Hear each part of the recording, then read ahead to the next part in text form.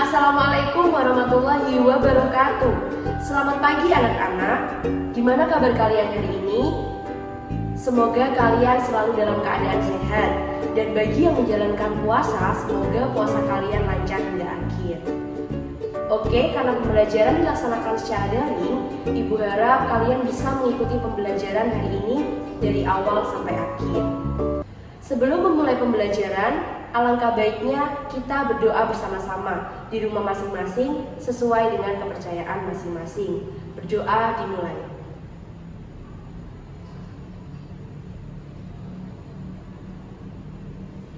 Berdoa dapat diakhiri. Baiklah, sebelum kita masuk ke materi inti, Ibu ingin bertanya kepada kalian. Pernahkah kalian mengamati peristiwa hujan? Nah, biasanya dalam peristiwa hujan kita melihat kilat dan mendengar petir. Nah, menurut kalian lebih dulu mana suara gemuruh petir atau cahaya kilat? Ya, benar sekali. Pasti lebih dulu cahaya kilat daripada suara petir. Hal ini dikarenakan kecepatan cahaya nilainya lebih besar atau lebih cepat daripada kecepatan gelombang bunyi. Semoga kalian bisa mengikuti pembelajaran Ibu dengan semangat ya. Kali ini kita main tebak gambar nama-nama hewan ya. Coba buktikan kepintaran kalian ya dengan cara menebak teka-teki berikut ini dengan benar. Perhatikan gambar dan clue-nya ya. Kira-kira kalau clue-nya gambar seperti ini, apa coba jawabannya? Binatang ini sangat ditakuti oleh binatang lainnya. Coba jawab ya. Waktunya 10 detik dari sekarang.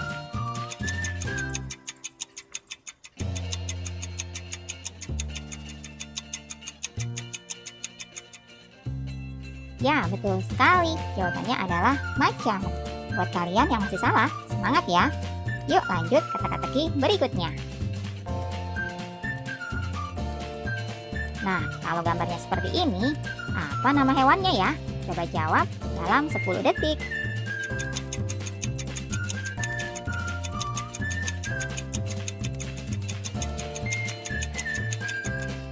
Ya, betul banget. Jawabannya adalah kaki seribu. Gampang ya. Ayo lanjut ke teka-teki selanjutnya. Nah, kalau clue-nya berupa gambar seperti ini, nama hewan apa yang ada dalam pikiran kalian? Ayo jawab, waktunya 10 detik.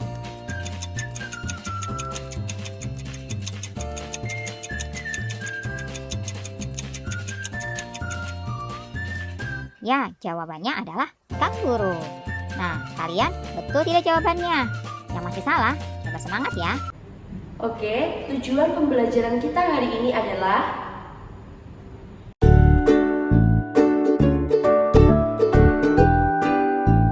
dan untuk peta konsepnya adalah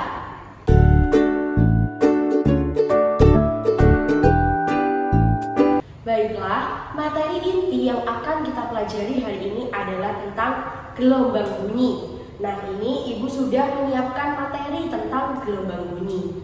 Mulai dari syarat terdengarnya gelombang bunyi, kemudian cepat lambatnya, karakteristik bunyi, dan sebagainya. Nah, yuk kita pelajari satu-satu ya. Yang pertama, gelombang bunyi itu merupakan salah satu contoh dari gelombang longitudinal. Nah, ini adalah yang sudah kita pelajari pertemuan yang lalu, di mana gelombang longitudinal itu termasuk salah satu dari gelombang mekanik atau gelombang yang memerlukan medium rambatnya. Nah, untuk arah getarannya atau arah rambatnya adalah sejajar. Jadi gelombang bunyi itu memiliki arah rambat yang sejajar karena termasuk gelombang longitudinal. Oke, selanjutnya syarat terdengarnya bunyi. Ada 3 ya anak-anak. Yang pertama itu ada sumber bunyi. Tentunya bisa ada bunyi karena ada sumbernya. Contohnya pada manusia, yaitu pita suara. Nah, manusia itu ketika berbicara dapat mengeluarkan bunyi berupa suara karena adanya pita suara di tenggorokan. Jadi ketika kita memegang bagian tenggorokan kita, maka dia akan bergetar ketika manusia berbicara. Jadi dia merupakan salah satu contoh sumber bunyi. Oke ya. Kemudian yang kedua adanya medium rambat. Nah, di sini medium rambat untuk terdengarnya bunyi itu ada 3. Ada cair, padat, dan gas. Gitu. Kalau cair contohnya seperti air laut atau air. Jadi ketika ada bunyi maka medium rambatnya adalah air tersebut. Kemudian yang ketiga, adanya alat penerima atau alat pendengar. Nah, contohnya saja yang mudah ada di manusia, yaitu telinga. Jadi, sekeras apapun bunyi yang ada di sekitar kita, kita tidak dapat mendengar jika tidak ada telinga kita. Maka telinga kita inilah merupakan contoh dari alat pendengar. Oke ya, berarti untuk syarat pendengarnya bunyi ada 3 tadi, sumber bunyi, medium, dan alat pendengar atau alat penerima. Selanjutnya, ternyata gelombang bunyi itu dipengaruhi oleh suhu udara, di mana semakin rendah suhu udaranya maka kecepatan bunyinya akan semakin besar. Nah, hal ini menyebabkan kecepatan bunyi pada siang hari dan pada malam hari itu mengalami perbedaan. Kalau pada siang hari, gelombang bunyi itu dibiaskan ke arah udara yang lebih panas atau ke atas. Nah, suhu udara di permukaan bumi itu lebih dingin dibandingkan bagian atasnya. Jadi, pada siang hari, kecepatan bunyinya itu akan lebih rendah daripada malam hari. Sehingga suara pada siang hari itu terdengar tidak lebih keras daripada malam hari, lebih keras di malam hari. Karena apa? Gelombang bunyi dipantulkan pada malam hari ke arah yang lebih rendah atau ke bawah. Maka dari itu, suara ketika ada pada malam hari itu terdengar lebih keras daripada siang hari. Selanjutnya adalah cepat lambat bunyi. Nah, seperti yang sudah kita bahas tadi bahwa medium rambat itu ada 3. Ada padat, kemudian cair, dan gas. Nah, ternyata cepat lambat dari ketiga medium tersebut itu berbeda. Yang paling besar adalah cepat lambat pada medium padat. Sehingga cepat lambat pada medium padat lebih besar daripada cepat lambat pada medium cair dan gas. Akan tetapi cepat lambat medium cair lebih besar daripada gas. Jadi dapat disimpulkan cepat lambatnya itu yang paling besar bunyi itu jika ada pada medium padat, dan paling rendah jika cepat lambat bunyi pada medium gas. Oke, selanjutnya tentang frekuensi bunyi. Nah, untuk frekuensi bunyi ini yang biasa kita kenal ada 3 ya anak-anak. Ada infrasonik, audiosonik, dan ultrasonik. Kita bahas satu-satu dari infrasonik. Untuk infrasonik itu frekuensi bunyi yang kurang dari 20 Hz. Jadi biasanya itu ada pada hewan-hewan. Contohnya kayak gajah, kemudian jangkrik, kemudian anjing. Nah, itu biasanya dia termasuk infrasonik karena frekuensi bunyinya di bawah 20 Hz. Kemudian audiosonik. Nah, kalau audiosonik ini di tengah-tengahnya infra dan ultra. Jadi frekuensi bunyinya lebih dari 20 Hz tapi kurang dari 20.000 Hz. Contohnya adalah kita sendiri, yaitu manusia. Jadi kita itu masuk ke audiosonik. Kemudian ultrasonik. Untuk ultrasonik ini itu frekuensinya yang paling besar daripada yang 2 ini tadi. Jadi dia frekuensinya lebih dari 20.000 Hz. Contohnya adalah juga hewan-hewan seperti kelelawar dan lumba-lumba. Selanjutnya kita karakteristik bunyi. Masuk ya ke karakteristik, di mana tinggi, rendah, dan kuat lemahnya bunyi itu ada dipengaruhi oleh 3 hal, yaitu panjang senar, tegangan senar, dan luas penampang. Nah, yang pertama misalnya panjang senar. Itu biasanya kita dapat membandingkan dari gitar dan kentrung. Nah, gitar kan panjang senarnya lebih panjang tuh daripada kentrung. Jadi lebih tinggi dan lebih kuat bunyinya itu ada pada gitar daripada kentrung. Kemudian tegangan senar, dan yang terakhir adalah luas penampang. Jadi semakin besar luas penampangnya, maka tinggi, rendah, dan kuat lemahnya bunyi juga akan berpengaruh gitu ya. Kemudian nada. Nada ini adalah bunyi yang memiliki frekuensi yang teratur.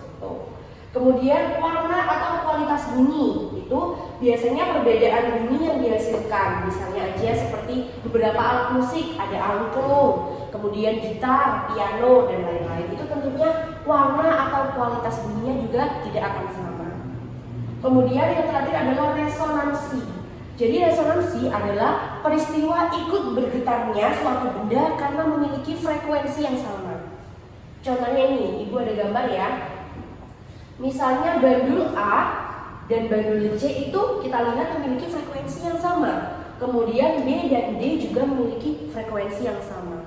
Ketika A bergetar, maka tentu C ini ikut bergetar. Sedangkan B bergetar, yang ikut bergetar adalah D.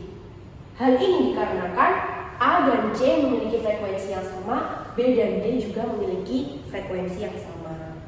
Oke, selanjutnya kita akan belajar tentang pemantulan bunyi.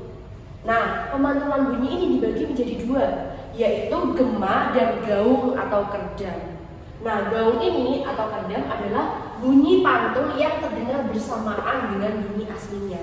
Jadi, terdengarnya itu bersamaan dengan bunyi asli. Contohnya ketika kalian ada di studio musik, mau latihan bermusik nih, pasti suara dari alat musik yang kalian petik atau yang kalian mainkan itu akan bersamaan dengan bunyi asli. Nah, kemudian ketika kalian di goa, di aula, dan di gedung, itu terjadi hal yang sama.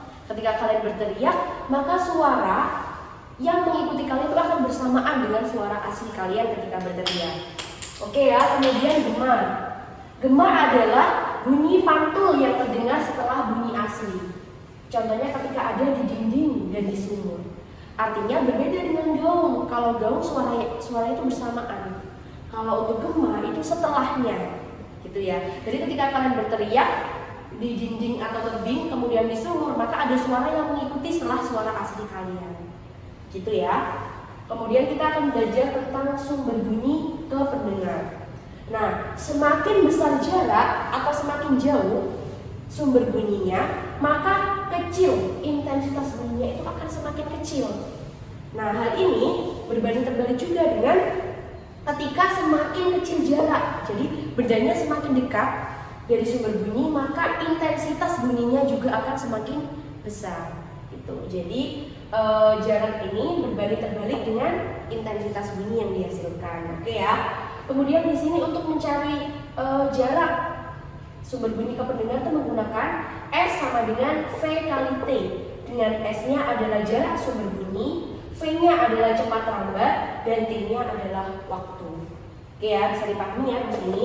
Kemudian hubungan frekuensi dan cepat lambat gelombang bunyi itu seperti yang sudah kita pelajari di pertemuan lalu anak-anak. Jadi V sama dengan lambda kali F. V-nya cepat lambat, lambda panjang gelombang, dan F-nya adalah frekuensi.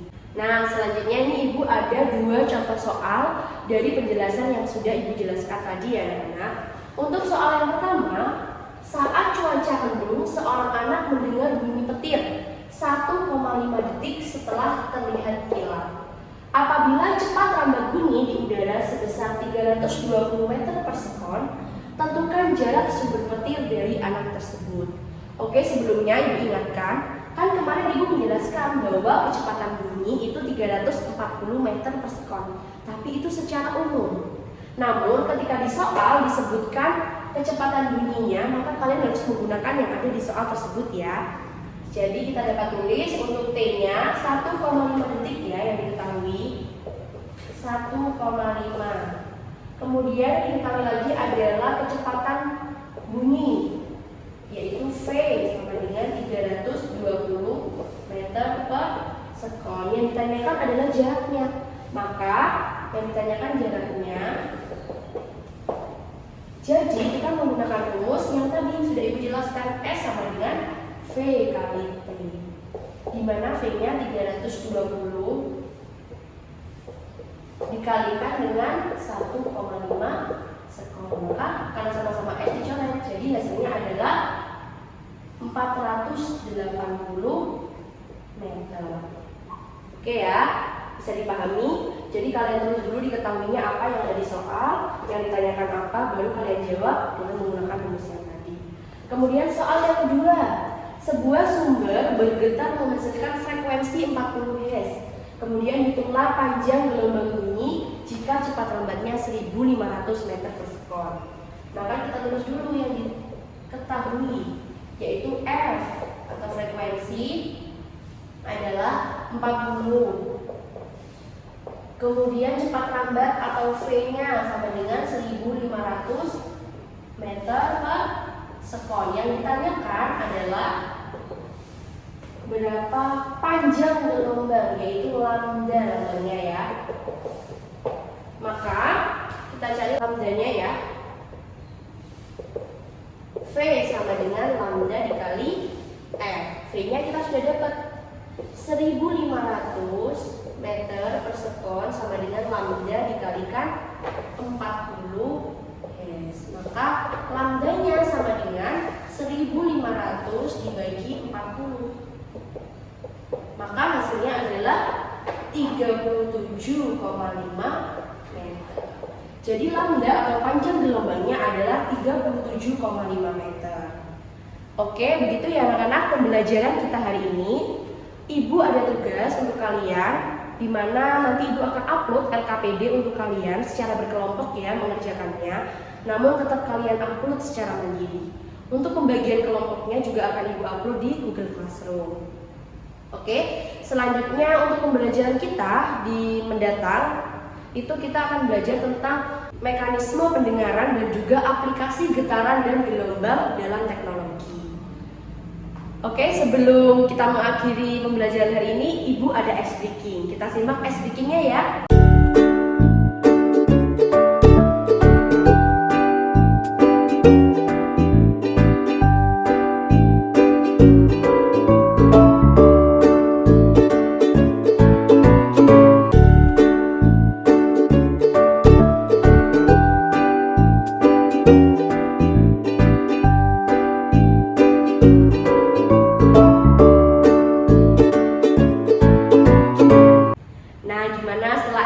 Masih semangat kan ya? Oke, untuk menutup pembelajaran hari ini, marilah kita berdoa bersama-sama, tentunya sesuai dengan kepercayaan masing-masing. Berdoa dimulai.